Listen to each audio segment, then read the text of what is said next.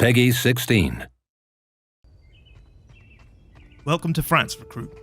In this second video in our Classified France 44 gameplay deep dive series, we'll be taking a look at the different ways you can approach missions. Stealth, ambush, assault.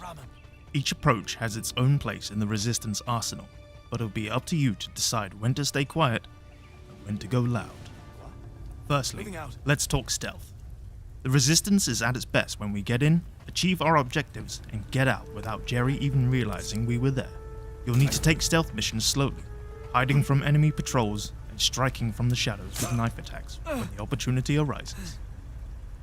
Be careful though, melee attacks leave your soldiers exposed and potentially out of cover at the end of their turn.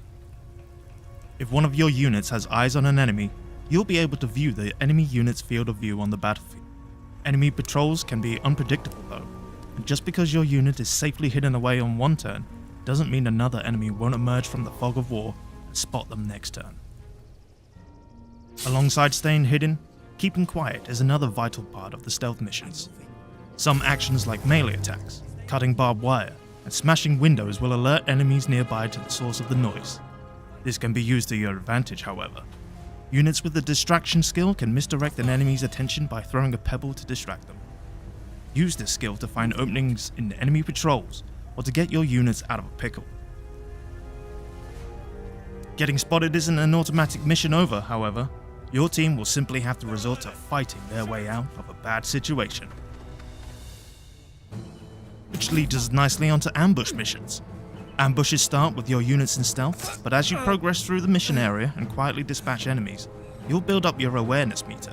As you pick off patrols and thin the herd, your team can sense when the enemy is starting to get suspicious.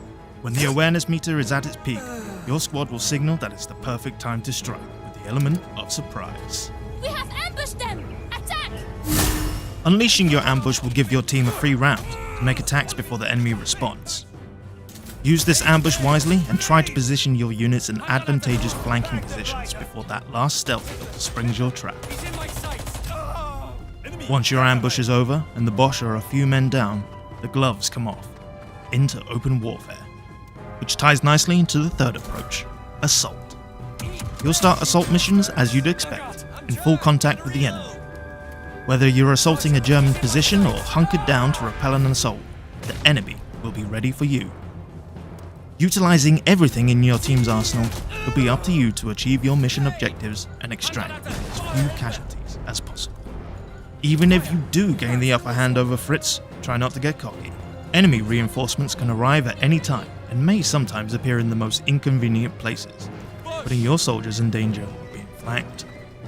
Knowing when to go loud and when to stay quiet is the key of any successful guerrilla warfare campaign. The success of Operation Overlord relies on your resistance cell understanding this. We're relying on you, soldier. Vive la Resistance!